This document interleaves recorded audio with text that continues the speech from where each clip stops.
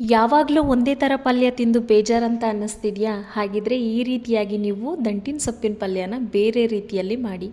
ಹೌದು, ಹಾಗಿದ್ರೆ ಈ ರೆಸಿಪಿನ ಮಾಡೋದು ಹೇಗೆ ಅಂತ ಹೇಳಿ ನೋಡ್ಕೊಂಬರೋಣ ಬನ್ನಿ. ಮೊದಲಿಗೆ ಒಂದು ಪಾತ್ರೆಯಲ್ಲಿ ಚೆನ್ನಾಗಿ ಕಾಯೋಕ್ಕೆ ನೀರನ್ನು ಬಿಡಬೇಕು. ಹಾಗೆ ಹೆಸರು ಬೇಳೆನ ಅರ್ಧ ಗಂಟೆ ನೆನೆಸಿರುವಂಥದ್ದಿದು. ಇದನ್ನು ನೀರು ತೆಗೆದು ಈ ಕಾದಿರುವಂಥ ನೀರಿಗೆ ಸೇರಿಸ್ತಾ ಇದ್ದೀನಿ. ಹೆಸರು ಬೇಳೆ ಸೇರಿಸಿ ಮಾಡೋದ್ರಿಂದ ತುಂಬ ಬೇಗನೆ ಆಗುತ್ತೆ ಅಂತ ಹೇಳಿ. ತೊಗರಿಬೇಳೆ ಬಳಸಿ ಮಾಡಿದರೆ ಟೈಮ್ ಇದೆ ಅಂತ ಹೇಳಿದರೆ ನೀವು ಅದರಲ್ಲೂ ಕೂಡ ಮಾಡ್ಬೋದು.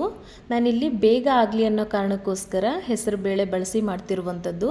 ಹಾಗೆ ಒಂದು ತವಾನ ಕಾಯೋಕ್ಕಿಟ್ಟು ಇದಕ್ಕೆ 2 ಟೇಬಲ್ ಸ್ಪೂನ್ ಆಗುವಷ್ಟು ಗೊರೆಳ್ಳು, ಈ ಹುಚ್ಚೆಳ್ಳು ಅನ್ನೋದನ್ನು ಸೇರಿಸ್ತಾ ಇದ್ದೀನಿ. ಹಾಗೆ ಖಾರಕ್ಕೆ ಅನುಗುಣವಾಗಿ ನೀವು ಕೆಂಪು ಮೆಣಸಿಕಾಯಿನ ಆ್ಯಡ್ ಮಾಡ್ಕೊಬೇಕು. ನಾನಿಲ್ಲಿ 3 ಒಣಮೆಣ್ಸಿಕಾಯಿನ ಸೇರಿಸಿ ಹುಚ್ಚೆಳ್ಳು ಸಮೇತ ಹುರಿತಾ ಇದ್ದೀನಿ. ಫ್ರೆಂಡ್ಸ್, ಯಾರೆಲ್ಲ ನನ್ನ ಚಾನಲ್ನ ಸಬ್ಸ್ಕ್ರೈಬ್ ಮಾಡಿಲ್ಲ ಸಬ್ಸ್ಕ್ರೈಬ್ ಮಾಡಿಕೊಂಡು ನೋಡಿ.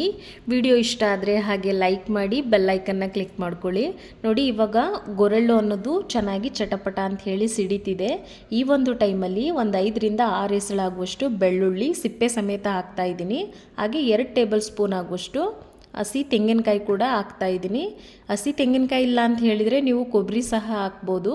ತೆಂಗಿನಕಾಯಿ ಸೇರಿಸಿದ ಮೇಲೆ ಗ್ಯಾಸ್ ಫ್ಲೇಮ್ ಆಫ್ ಮಾಡಿಬಿಟ್ಟು ನೋಡಿ, ಚೆನ್ನಾಗಿ ಮಿಕ್ಸ್ ಮಾಡಿಬಿಟ್ಟು ಹಬೇಲೆ ಅದನ್ನು ಆರೋಕ್ಕೆ ಬಿಡಬೇಕು. ಇದು ಚೆನ್ನಾಗಿ ಬಿಸಿ ಆರಿದ ಮೇಲೆ ಒಂದು ಮಿಕ್ಸರ್ ಜಾರಿಗೆ ಸೇರಿಸ್ಕೊಂಡು, ನೀರನ್ನು ಸೇರಿಸಬಾರ್ದು ಯಾವುದೇ ಕಾರಣಕ್ಕೂ. ಈ ಗೊರೆಳ್ಳು, ತೆಂಗಿನಕಾಯಿ, ಹಾಗೆ ಒಣಮೆಣ್ಸಿಕಾಯಿ, ಬೆಳ್ಳುಳ್ಳಿ ಎಲ್ಲನೂ ಒಟ್ಟಿಗೆ ಸೇರಿಸ್ಬಿಟ್ಟು ಚೆನ್ನಾಗಿ ತರ್ತರಿಯಾಗಿ ರುಬ್ಕೊಬೇಕು. ನೀರನ್ನು ಸೇರಿಸಬಾರ್ದು.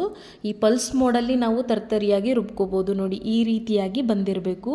ನಿಮಗೆ ಒಣಮೆಣ್ಸಿಕಾಯಿ ಹಾಕಿದರೆ ಇಷ್ಟ ಆಗಲ್ಲ ಅಂತ ಹೇಳೋರು ಹಸಿಮೆಣ್ಸಿಕಾಯಿ ಕೂಡ ಹಾಕಿ ಮಾಡ್ಕೊಬೋದು. ಅದನ್ನು ಒಂದು ಕಡೆ ತೆಗೆದಿಡಬೇಕು.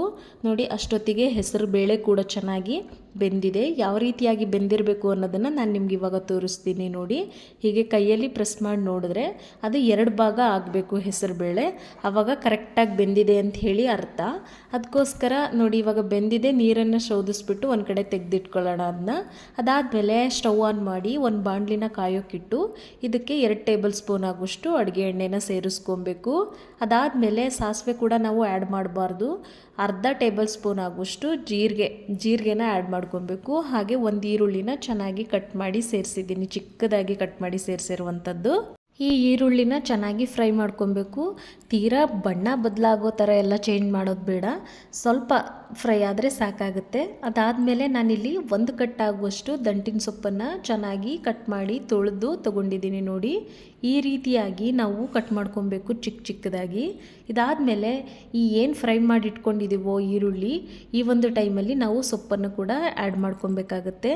ನಾನು ಮೊದಲೇ ಹೇಳಿದಾಗೆ ಈ ದಂಟಿನ ಸೊಪ್ಪಿನ ಪಲ್ಯನ ಯಾವಾಗಲೂ ಒಂದೇ ಥರ ಮಾಡಿದರೆ ಇಷ್ಟ ಆಗಲ್ಲ. ಅದಕ್ಕೋಸ್ಕರ ನಾವು ಟೇಸ್ಟಲ್ಲಿ ಕೂಡ ಚೇಂಜಸ್ ಮಾಡ್ಕೋಬೇಕಾಗತ್ತೆ. ನೋಡಿ, ಈ ಸೊಪ್ಪನ್ನು ಸೇರಿಸಿ ಆದಮೇಲೆ ಚೆನ್ನಾಗಿ ಮಿಕ್ಸ್ ಮಾಡ್ಕೊಬೇಕು. ಮಿಕ್ಸ್ ಮಾಡಿಕೊಂಡಾಗ ಈ ಸೊಪ್ಪು ಏನಿದೆ ಇದು ಕುಗ್ಗುತ್ತೆ, ಕೆಳಗೆ ಸ್ವಲ್ಪನೇ ಆಗುತ್ತೆ. ಆ ಥರ ನಾವು ಇದನ್ನು ಫ್ರೈ ಮಾಡ್ಕೊಬೇಕು. ತಿರುಗಿಸ್ತಾ ಫ್ರೈ ಮಾಡಿಕೊಂಡ್ರೆ ಸಾಕಾಗುತ್ತೆ. ನೋಡಿ, ಎಷ್ಟೊಂದು ಸೊಪ್ಪಿತ್ತು. ಇವಾಗ ಎಷ್ಟಾಗ್ತು ಅಂತ ಹೇಳಿ ನೋಡ್ತಿರ್ಬೋದು ನೀವೇ. ಈ ಒಂದು ಟೈಮಲ್ಲಿ ನಾವು ಇದಕ್ಕೆ ಮೊದಲೇ ಶೋಧಿಸಿಟ್ಕೊಂಡಿರುವಂಥ ಹೆಸರು ಬೇಳೆನ ಸೇರಿಸ್ಕೊಬೇಕಾಗತ್ತೆ. ಈ ಸೊಪ್ಪು ಕುಗ್ಗೋವರೆಗೂ ನಾವು ಫಸ್ಟೇ ಹಾಕಬಾರ್ದು ಹೆಸರು ಬೇಳೆ. ಸೊಪ್ಪು ಕುಗ್ಗಿ ಆದಮೇಲೆ ನಾವು ಮೊದಲೇ ಬೇಯಿಸಿಟ್ಕೊಂಡಿರುವಂಥ ಹೆಸರು ಬೇಳೆನ ಸೇರಿಸ್ಕೊಬೇಕು. ಈ ಹೆಸರು ಬೇಳೆ ತುಂಬಾ ಬೇಗನೆ ಬೇಯ್ಕೊಳ್ಳೋದ್ರಿಂದ ನಾನು ಇದನ್ನು 5 ನಿಮಿಷ ಅಷ್ಟೇ ಬೇಯಿಸಿರುವಂಥದ್ದು. ಅಷ್ಟರಲ್ಲೇ ಚೆನ್ನಾಗಿ ಬೆಂದಿದೆ. ಯಾಕಂತ ಹೇಳಿದರೆ ಅರ್ಧ ಗಂಟೆ ನೆನೆಸಿದ್ದೆ ನಾನು ನೀರಲ್ಲಿ. ಅದಕ್ಕೋಸ್ಕರ 5 ನಿಮಿಷದಲ್ಲಿ ಇದು ಪರ್ಫೆಕ್ಟಾಗಿ ಬೆಂದಿದೆ. ತುಂಬ ಜಾಸ್ತಿ ಬೆಂದರೆ ಕೂಡ ಚೆನ್ನಾಗಿರಲ್ಲ ಈ ಪಲ್ಯಗಳಲ್ಲಿ. ಸ್ವಲ್ಪ ಅಷ್ಟೇ ಬೆಂದಿರಬೇಕು ಹೆಸರುಬೇಳೆ. ಅದಕ್ಕೋಸ್ಕರ ನಾನು 2 ಬೇಳೆ ಆಗಬೇಕು ಹೆಸರುಬೇಳೆ, ಆ ರೀತಿಯಾಗಿ ನಾನು ಬೇಯಿಸ್ಕೊಂಡಿದ್ದೀನಿ. ಇದನ್ನು ಸೊಪ್ಪಿನೊಟ್ಟಿಗೆ ಸೇರಿಸಿ ಚೆನ್ನಾಗಿ ಮಿಕ್ಸ್ ಮಾಡಿಬಿಟ್ಟು ನಂತರದಲ್ಲಿ ನಾವು ರುಚಿಗೆ ಉಪ್ಪನ್ನು ಬಳಸಬೇಕು. ಅದಾದಮೇಲೆ ಮೊದಲೇ ರುಬ್ಬಿಟ್ಕೊಂಡಿರುವಂಥ ಈ ಗೊರೆಳ್ಳು ಪುಡಿನ ನಾವು ಈ ಟೈಮಲ್ಲಿ ಸೇರಿಸ್ಕೊಬೇಕು. ಫ್ಲೇಮ್ನ ಮೀಡಿಯಮಲ್ಲಿಟ್ಟು ಈ ಗೊರೆಳ್ಳು ಪುಡಿನ ಚೆನ್ನಾಗಿ ಮಿಕ್ಸ್ ಆಗೋವರೆಗೆ ಮಿಕ್ಸ್ ಮಾಡ್ಕೊಬೇಕು. ಚೆನ್ನಾಗಿ ಹೊಂದ್ಕೋಬೇಕು. ಆ ರೀತಿಯಾಗಿ ನಾವು ಮಿಕ್ಸ್ ಮಾಡಿಕೊಂಡು 2 ನಿಮಿಷ ಲೋ ಫ್ಲೇಮಲ್ಲಿಟ್ಟು ಬೇಯಿಸ್ಕೊಬೇಕು. ಅದಾದಮೇಲೆ ತಕ್ಷಣದಲ್ಲಿ ನಾವು ಸ್ಟವ್ ಆಫ್ ಮಾಡಿ ಸರ್ವ್ ಮಾಡಿಕೊಂಡ್ರೆ ತುಂಬ ಚೆನ್ನಾಗಿರುತ್ತೆ ಈ ಒಂದು ರೆಸಿಪಿ. ರೈಸು ಸಾಂಬಾರ್ ಜೊತೆ ಸೈಡ್ ಡಿಶ್ ಆಗಿ ಕೂಡ ಚೆನ್ನಾಗಿರುತ್ತೆ, ಹಾಗೆ ಚಪಾತಿ ಜೊತೆ ಕೂಡ ಚೆನ್ನಾಗಿರುತ್ತೆ. ಈ ಒಂದು ರೆಸಿಪಿನ ನೀವು ಮನೇಲಿ ಟ್ರೈ ಮಾಡಿ, ಹಾಗೆ ಹೇಗಾಗಿತ್ತು ಅಂತೇಳಿ ಕಮೆಂಟ್ ಬಾಕ್ಸಲ್ಲಿ ತಿಳಿಸಿ. ಮುಂಬರುವಂಥ ವೀಡಿಯೋಸ್ಗಳಿಗಾಗಿ ಗಾನು ಪಾಕಶಾಲೆನ ಸಬ್ಸ್ಕ್ರೈಬ್ ಮಾಡಿಕೊಂಡು ನೋಡಿ. ವಿಡಿಯೋನ ಕೊನೆವರೆಗೂ ನೋಡಿದ್ದಕ್ಕಾಗಿ ಧನ್ಯವಾದಗಳು.